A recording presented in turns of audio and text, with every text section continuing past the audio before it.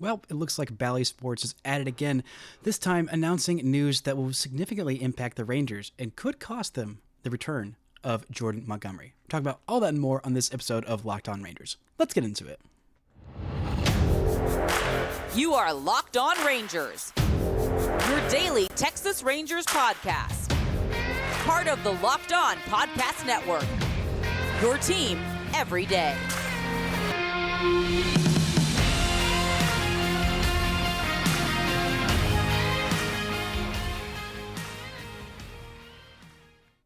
You are locked onto the World Series champion Texas Rangers. I'm Bryce Patrick, a cripply addicted Texas Rangers fan covering this team for 10 seasons, including all 5 as the founder and host of this show. Thank y'all so much for making Locked On Rangers your first listen every single day. If you're not already, you can follow me on Twitter at Bryce Patrick. You can follow the show at Locked On Rangers. Hit subscribe on your favorite podcasting platform and on YouTube, where the best way you can help grow the show is to comment nearly any single thing below. Now, before we get into this episode, today's show is brought to you by FanDuel. Make every moment more. Right now, new customers get $150 in bonus bets guaranteed when you place a $5 bet. Visit FanDuel.com/lockedon to get started.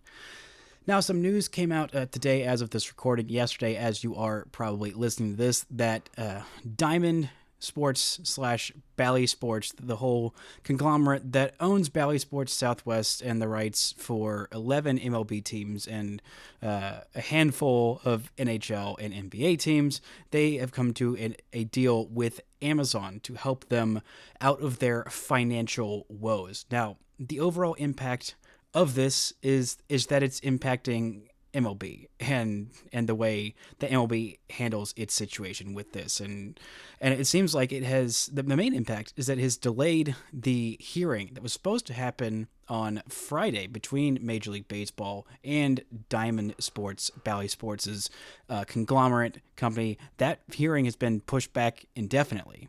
Initially, it was supposed to be last week on Wednesday. Then there were some positive discussions, and it got pushed back to this week on Friday. And now with this news that apparently completely caught MLB off guard, even though this had been rumored to be in the works, there had been plenty of credible rumblings about Amazon trying to get in on the regional sports networks. They had already broadcasted some games from Yes Network, some Yankees games on Amazon Prime. They have the Thursday night football deal with the NFL. They are the exclusive home for Thursday night football, and they'd had a few other, toes in the water for different sports as well, including some NASCAR races, but MLB says this completely caught them off guard. The lawyer, this is from some reporting from Evan Drellish of The Athletic. He tweeted this afternoon on MLB, or on Wednesday afternoon. He said, quote, MLB lawyer said, we are digesting an enormous amount of information. Until yesterday, we were operating with the assumption that we were mediating and near conclusion. All of this came as a surprise. We knew nothing about it, end quote. Now, this feels a little bit like a stalling tactic, and it did seem like all of the reporting was indicating that, I don't know if the deal would necessarily be done on this Friday, when that hearing happened, but things were moving in a progressive direction. Things were going where they thought it was going to a productive place. It seemed like the rights for, most of the teams that Bally had rights for outside of, the 3 that are in question at this point, which are the Rangers, the Twins, and the Guardians. It seemed like all of that was pretty much being squared away, and I don't really understand how much of an impact this Amazon situation is having, because most of what Amazon is getting into is the streaming rights, and even Diamond didn't have that many streaming rights for that many teams. I mean, it really was about 5 teams that they had the streaming rights to. I believe the Marlins, and I think that the Rays were one of them as well, but it was not even half of the teams that they had the rights to, that they had streaming rights. And so that's what Amazon is getting involved in. That's what Amazon is helping out financially with, to kind of have more of a stake in what Bally had a stake in, to kind of help them out of their money troubles, because Amazon, I don't know if you know this, but they're doing pretty well financially. They can afford to hop in to this game, and it seems like they really want to break into the sports rights, which feels like what a lot of different TV services are doing. We saw an NFL game be on Peacock. We've seen MLS have their deal exclusively with Apple TV. Apple TV also dipping their toes into the Major League Baseball apparatus the last couple of years. Even, HBO Max, whatever, whatever it's called. I mean, Paramount Plus as well. All of these streaming services are trying to get they're trying to bite off the last thing that is keeping television, people buying cable subscriptions. It's sports. It's all about sports. And Diamond just seems to have absolutely no clue what's going on, being completely unable to, honor their agreements of the companies that they buy. They just feel like they had no idea what they were doing from the start in this. And the casualty of this is apparently these billionaire owners who said, okay, well, now that this is happening, we have, nowhere to go but here. There's no recourse. Nothing is going to get done. And these owners are, spending like it. The ones that are involved in this Bally nonsense. It's why the Cardinals haven't been spending more. I mean, they spent a decent amount, and they get a lot of money from the regional sports networks because they do very well on television. And Major League Baseball in general does very well on television. Don't worry about those World Series ratings. It does not matter. It does not matter as much, I should say, for these purposes. But the regular season, people are still watching. People are still watching in bulk. According to Awful Announcing, MLB had around 400 million viewers in their regular season this year. 407 million gross audience is what they reported. The NBA this year, as for comparison, had 122 million, and the NHL had 77 million in their most recent completed season, which was the 2022 to 2023 season for the NHL and the NBA. But, Major League Baseball more than tripled that. I mean, it is part of that is because, there are, well, nearly twice as many regular season baseball games as there are NHL and NBA games. There's only 82 games in a season in the NBA and 82 games in the NHL season, if my math is mathing correctly. Whereas there's, for now, 162 regular season games. So there's more opportunity, but there's more of a consistent interest in the everydayness of the product. That's kind of more of they fit with the culture of baseball. I mean, these regular season games matter more. There's less, games that just feel like teams are completely tanking, whereas in the NBA there's a lot more of the load management and games off, where the NHL is still trying to grow. I don't think that's the valuation of the regular season is the problem in the NHL. It's just still a growing sport. But with Major League Baseball, I mean, the health of that sport and watching regular season games is still very much there. So there's still a lot of money in this, a lot of money to be made. And it is just an incredibly frustrating, just mind-numbingly annoying situation that to be a Major League Baseball fan in the year of our Lord 2024, you are having to follow these things. You're having to pay attention to bankruptcy court filings and rulings and hearings and all of that nonsense just to see, okay, well, how much is my billionaire owner going to spend because one of their revenue streams for their team is slightly lessened. And that's a darn shame. It is an absolute travesty for sports, for baseball, for fans to have to care about this nonsense. They shouldn't have to care. It should not be such a major talking point.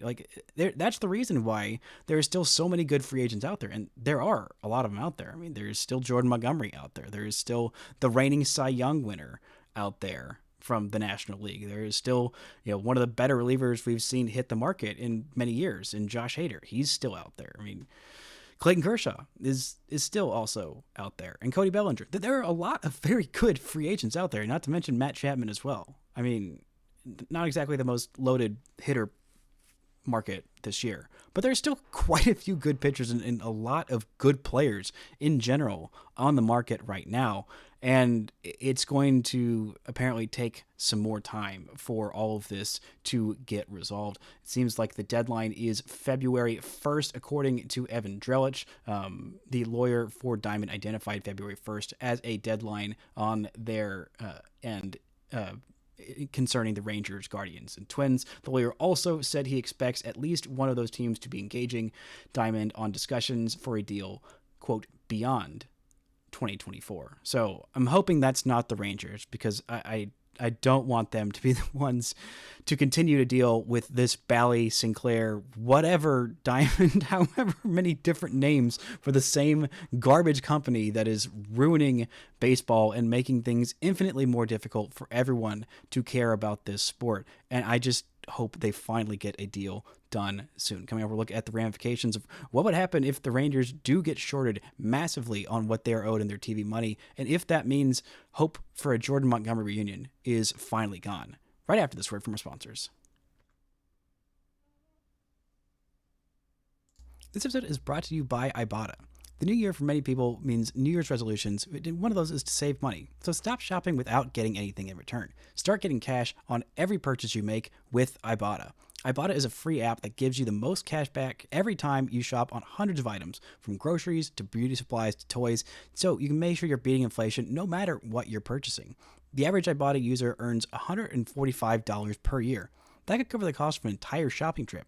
Buy that flight you've been eyeing, the game you've been dying to go to, or that fancy dinner you've been craving. Other apps give you points that don't really amount to much, but with Ibotta, just add your offers in the app, upload your receipt, and you get real cash that you can buy cash out to your bank account, PayPal, or gift cards. Right now, Ibotta is offering our listeners $5 just for trying Ibotta by using the code LOCKEDONMLB when you register. Just go to the App Store or Google Play Store and download the free Ibotta app and start earning cash back and use code LOCKEDONMLB. That's IBOTTA in the Google Play or App Store and use code LOCKEDONMLB.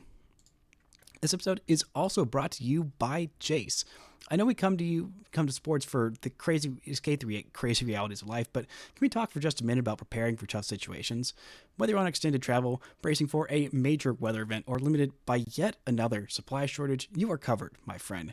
Thanks to our partners at Jase Medical, life-saving antibiotics and a long list of daily medications can be ordered in a 1-year supply.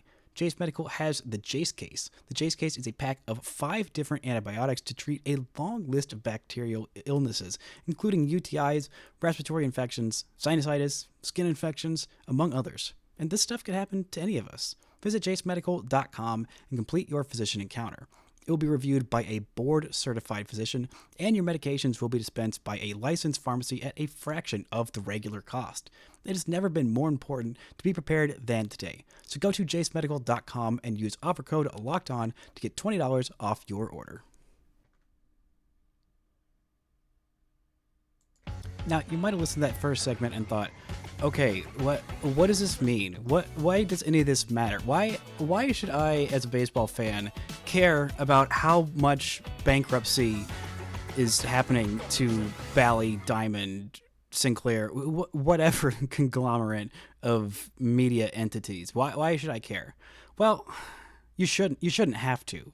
My main point is that you shouldn't have to, but the reason that you should care, the reason that it does impact the Rangers, is that they have not signed anybody to any massive free agent signings this offseason. Now, not every winner is going to be 2021, 2021, where the Rangers spent $500 million on 2 players specifically, or they're not going to sign a $185 million plus free agent every single winter. No matter how big of a market you are, no matter how good your team is. Well, I take that. Unless you're the Dodgers, then you could do that basically every year. But not even the Dodgers do that. They didn't do much of anything last winter because they were saving up for this winter when they would go ahead and get the 2 best free agents on the entire market, and make everyone bash their head against the wall and say, wow, it must be nice to be that stinking rich and that good at player development that they can, just do that and continue to win 100 games basically every year.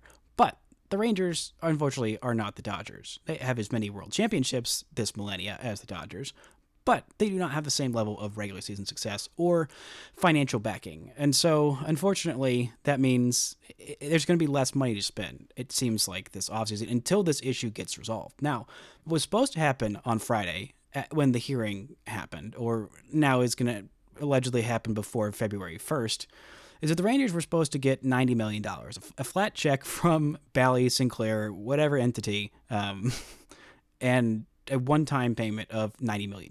Now, you may think, wow, that's a lot of money. And it is. But the Rangers' current TV deal is averaging $111 million per year.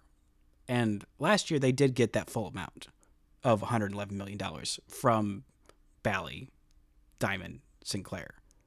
But there were a couple payments that were delayed. But they still did get the money. And this year, it seems like the Rangers are targeted as one of the few teams where Bally is like, I don't know if we can pay that one. It's some combination of, the amount that the Rangers are owed and how much they think they're going to recoup from people watching, or whatever calculation their CEO or conglomeration of CEOs and board members and whatever decided that the Rangers are one of the three teams that they're on the outskirts right now.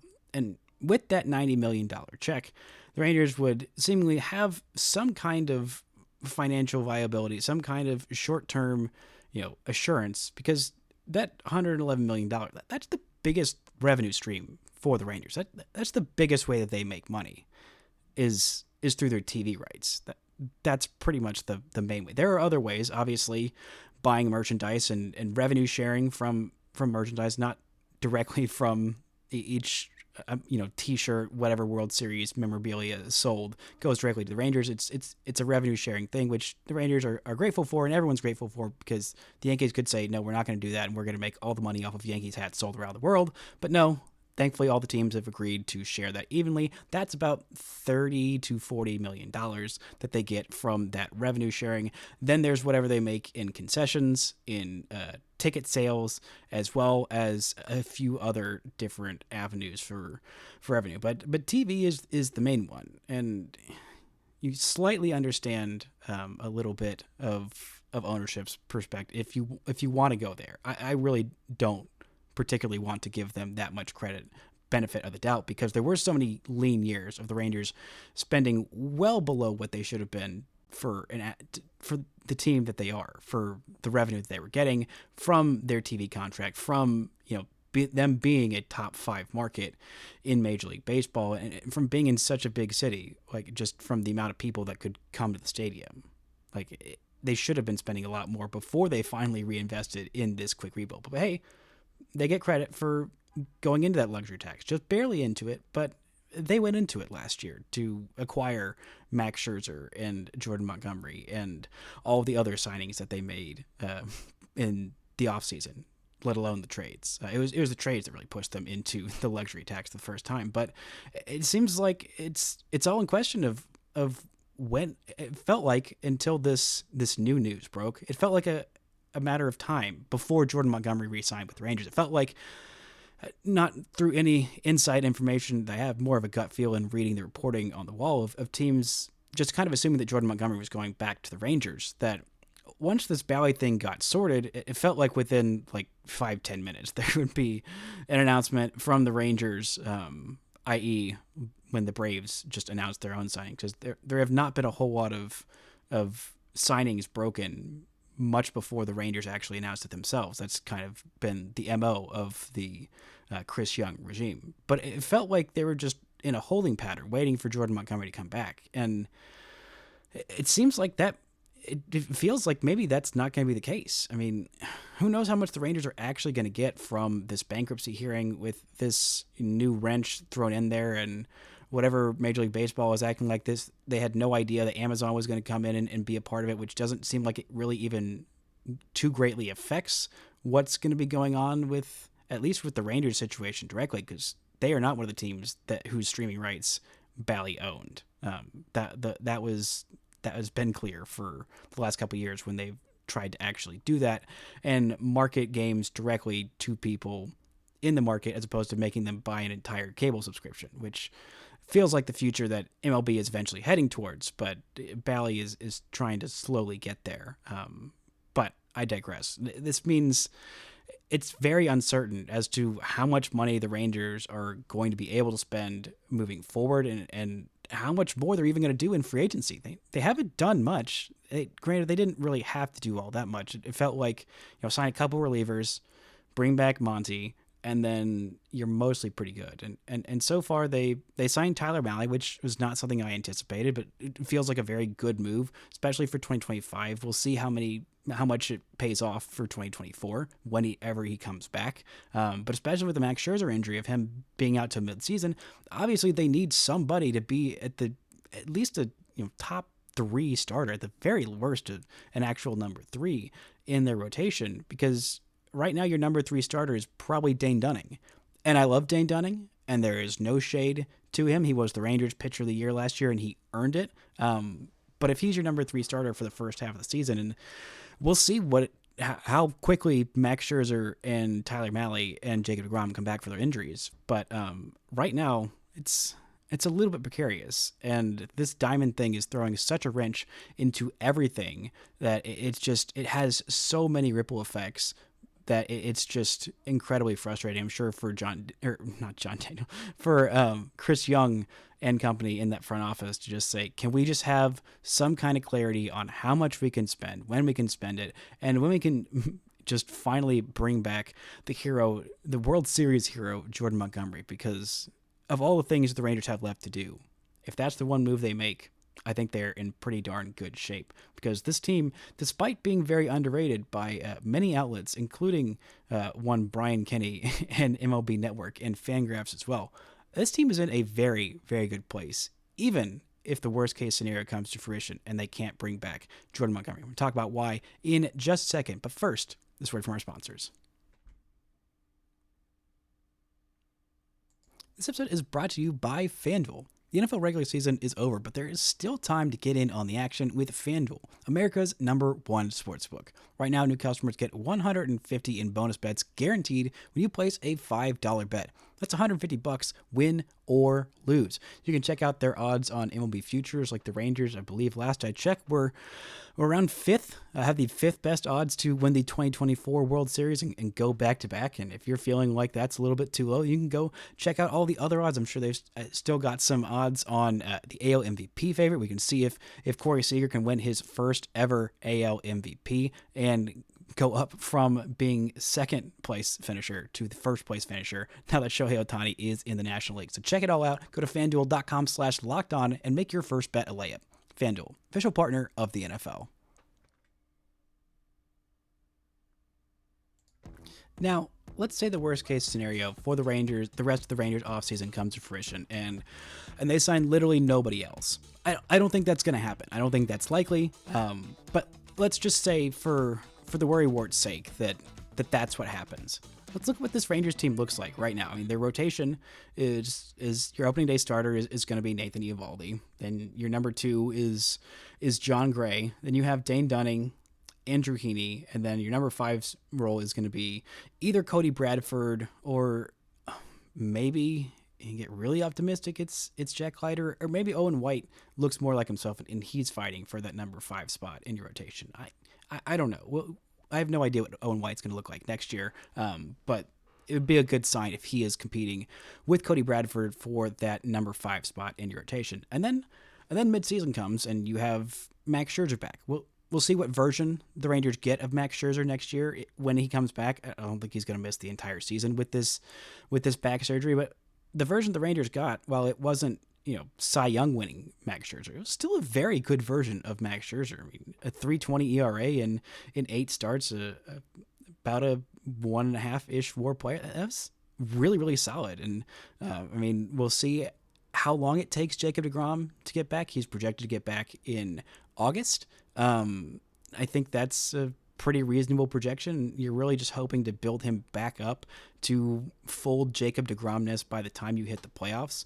And then we'll see what time of year Tyler Malley gets ready. I mean, it's looking like about the All-Star break is when the Rangers are expecting him to get back. But that's 3 guys that you add to your rotation, back to your rotation in the second half. And I think that maybe Nathan Eovaldi will get some more time off once those guys get back in the rotation. You're not going to be having him go every 5th day. We saw him hold up really well for the first half of the season, and then that injury that kept him out for 6 weeks when the Rangers had to go get those reinforcements because they weren't sure about when Nathan Eovaldi would get back and if he would get back to peak playoff performance. But while the Rangers were doing that, I mean, they didn't have Max Scherzer the first half of the season. They didn't have Jordan Montgomery. They really just had Nathan Eovaldi. They had those 6 starts from Jacob deGrom, which were great, fun, amazing. But their rotation looked pretty similar to what it's going to look like next year. I mean, the only loss from the first half of last year to this year is Martin Perez. And I don't think there's a whole lot of Rangers fans that are really losing a lot of sleep over that, as much as I love Martin. It's not a huge, massive loss. And so here you are, sitting here, going into opening day with basically a very similar rotation as to what you had in the first half, while the Rangers were running away with this division. They were running away with this division in the first half of last year. And they had some significant injuries to Jacob deGrom. They got those 6 starts from him in the first half. That was when the Rangers were at their best, was the All-Star break. They were up, 5 games or so in the division? They were up by a wide margin at that point. And it wasn't really until, late July, August that the Astros and Mariners really started nipping at their heels. It looked like the Rangers might run away with it. And that was this same rotation that, a lot of people are really, really down on it. Saw it ranked as like the 15th or 16th or maybe even 20th best rotation, which feels really disrespectful to the guys who were there. I mean, John Gray is a solid starting pitcher. I mean, we saw how good Nate Eovaldi is. He's incredibly good. Dane Dunning had a really solid season. Now, I don't know if he's going to have the same level of success that he had last year, but he's still a solid number 3, 4, 5 pitcher in your rotation, and that's about what he is. And Heaney was fine. He was pretty solid. If that guy is your number 4 or 5 starter, that's fine. There are some questions legitimately about Cody Bradford if he is in your rotation for a decent chunk of the season, which it looks like he will be at this point, assuming they don't bring back Monty, which is, again, worst case scenario. But the offense is plenty good enough to survive that. The bullpen is, the bullpen is what it is at this point. We'll see how much of a help Kirby Yates is. We'll see how much of some of the Rangers Rule 5 pick or some of these non-roster invitees that the Rangers are signing in terms of Duarte, and we'll see if Urania gets any run back there. I'm not really banking on it at this point, but Brock Burke's a fine reliever. Jose Leclerc, we saw how good he can be. Incredibly disrespected. Spores, when he's healthy, I mean, that was the problem with him last year, is he just wasn't healthy consistently.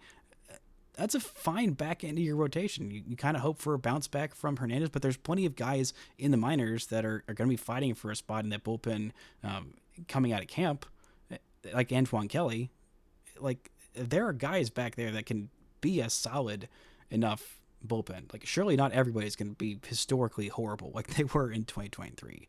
And even if they are, this offense is only getting better. Your everyday starter in left field last year was Travis Jankowski.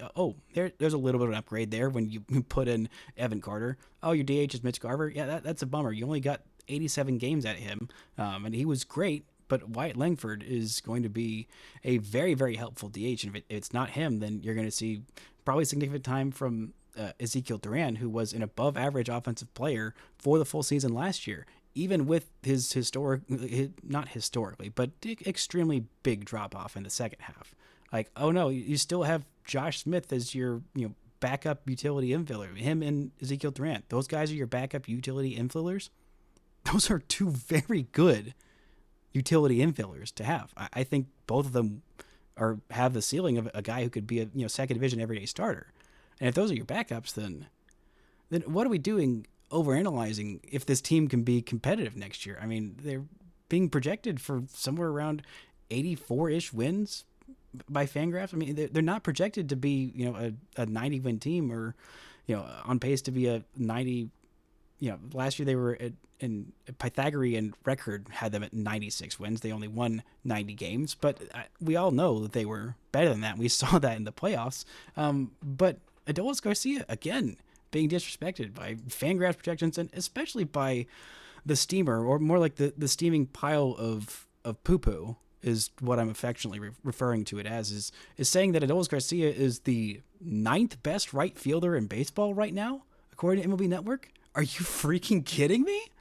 Did you watch any part of the playoffs? Did you see Adolis Garcia single-handedly annihilate the Houston Astros? Did you see that?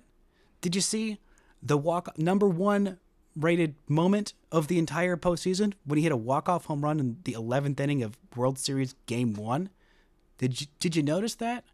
Or when he lit into Baltimore, or when he hit his first home run of his postseason career against Tampa Bay, and he was just an absolute dominant force. The guy is a two-time All-Star, Gold Glover, ALCS MVP, and he's still slept on. They say, oh no, Seiya Suzuki, a better right fielder than him right now. George Springer, a guy who plays, 20 games a year because he's always hurt and not anywhere near the offensive. Even when he's playing this year in the first half, he was just horrendous offensively, and he's not the same level of defender that Adolis Garcia is right now. And then they have Teoscar Hernandez. Teoscar Hernandez ahead of him? Are you freaking kidding me, MLB Network? Some of these, I'm not saying that Adolis Garcia is by far the best right fielder in all the game. I'm not saying that. I don't even believe that. I love Adolis. I think he's amazing. I don't think there's any argument that you could make for why he should be ranked ahead of Ronald Acuna Jr. I don't think there's a lot of credible arguments to put him over Juan Soto or even Corbin Carroll. I think both those guys are absolutely sensational. There's some talks for putting him ahead of Fernando Tatis Jr., maybe, because Tatis did not have the best offensive season this year, and it's been a couple years with that injury and all of the tomfoolery nonsense that has been surrounding Fernando Tatis Jr. But there's definitely an argument to have Adolis ahead of Kyle Tucker. Like, there's plenty of argument to be had there because he is a Gold Glover. He is a guy who's got all the raw power in the world, and he is incredibly consistent. The last 3 years, he's continued to do it. And every single year, people are like, I don't know if I buy it. I don't know if he's going to continue to do that. He continues to be amazing. A 3-4 win player. He's nearly a 5-win player, according to Fangraph's WAR metric for last year. He is incredibly consistent. He is incredibly good, and he was a huge part of this team. And he is one of the best players in baseball. He should be one of the faces of baseball with how much fun he is, how exciting and exuberant he is. And the rest of this lineup is incredibly good and incredibly talented, and probably the best lineup in the American League, if not for the Braves and the Dodgers going nuclear, which we'll see how much that core actually lives up to the hype. I mean, the Braves just had one of the best offensive seasons any team's ever had as a collective. So I don't think the Rangers' offense is quite there.